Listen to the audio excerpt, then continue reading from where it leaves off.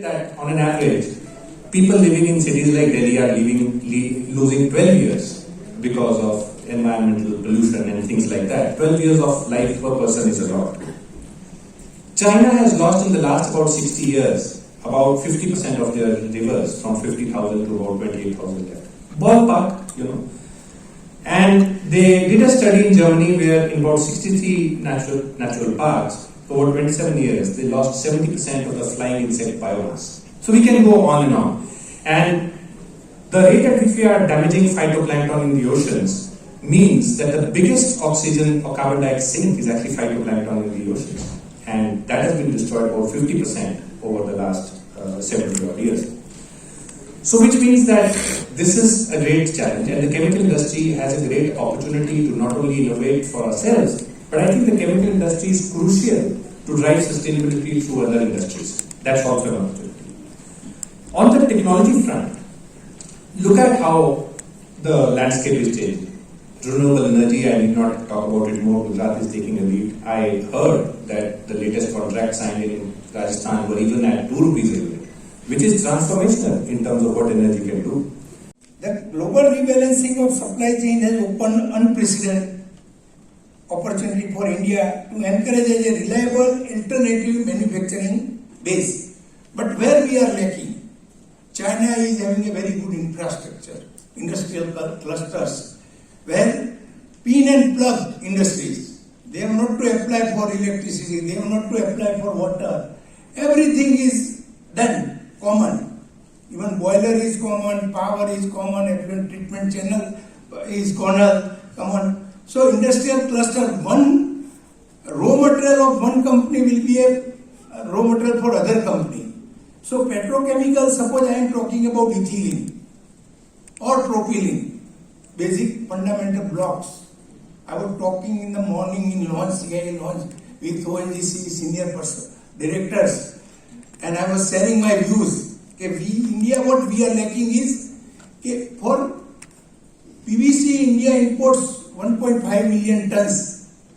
But because it is not because of technology, it is just because of we are lacking ethylene.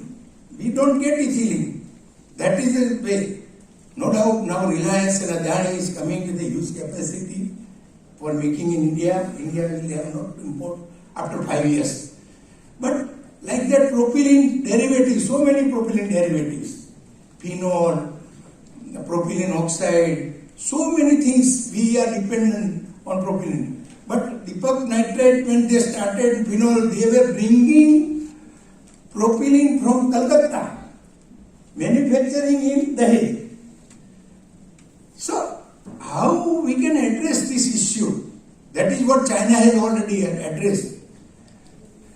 So, this is the time which one had to think for methanol, acetic acid, even scale of economy of Chinese plant.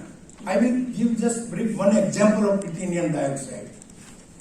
Chinese capacity production for titanium dioxide is 47 lakhs tons per annum, and India imports 5 lakhs tons per annum titanium dioxide, and India's production is hardly 70,000 tons.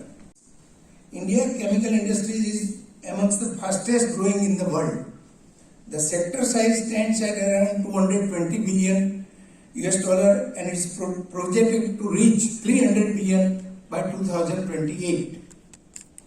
It contributes over 7% to India's GDP and accounts for 11 to 12% of exports.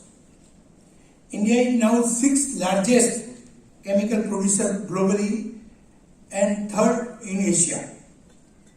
Our strength lies in the broad portfolio from basic chemicals, petrochemicals, specialty chemicals to agrochemicals and polymers, and in our ability to innovate, integrate and adapt. Key growth drivers, as we have already told, I will repeat, say other points.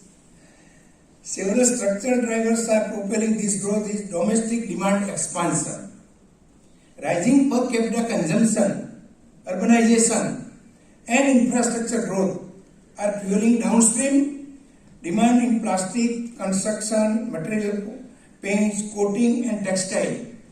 As you know, before 3 years, only Asian Paints was ruling, I think 80 to 90% market share in India in paints.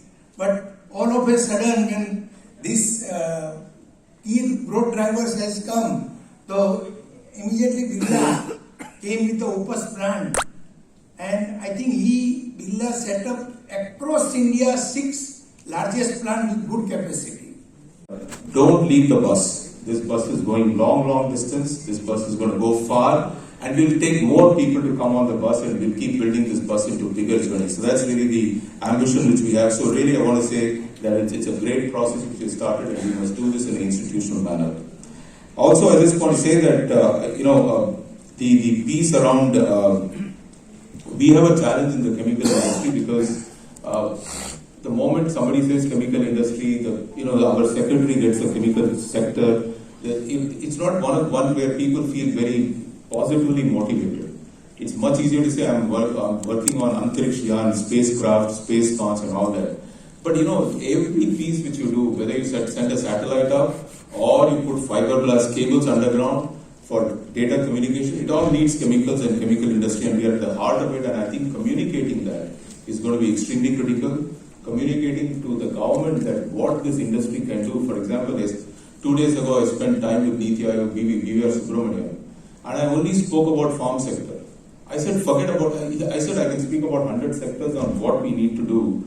But if you only listen to people who give ingredients to farmers, which is us, whether it is fertilizer, whether it's agrochemicals, crop nutrition, or some of your seeds, I think we are the ones who are giving it. If you listen to us, we have ideas to improve the productivity in the farm.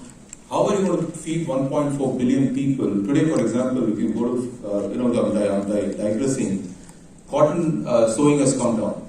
It's all shifted to maize.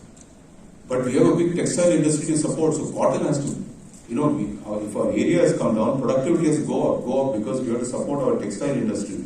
So I was telling you, we have no option but to increase productivity in every sector, and that goes to the point which Jayanti Bhai already highlighted, that if this country has to go from 4 trillion to 10 trillion, which it will, either we are the ones who are joining the journey and moving in that direction, or somebody else will be, some Indians will be there. So people in the room, people in this sector, but if you have to catch that, we have to think bigger, we have to improve productivity of every piece we are in. We have to be the most competitive industry in the world, and I think that we can do. This industry has shown time and again. We have been competitive not just with scale. One thing unique about Indian chemical industry, it's been competitive even when it is small. Very difficult to do. So I think it's very rewiring of the mind, and I think that's what we will do. So my first point is that this industry needs to continue to focus on competitiveness, needs to address the issues which were raised by Jayanti Bhai in his own way, 5-6 points he's put. I noted each one of them, so very good points. We will work on them.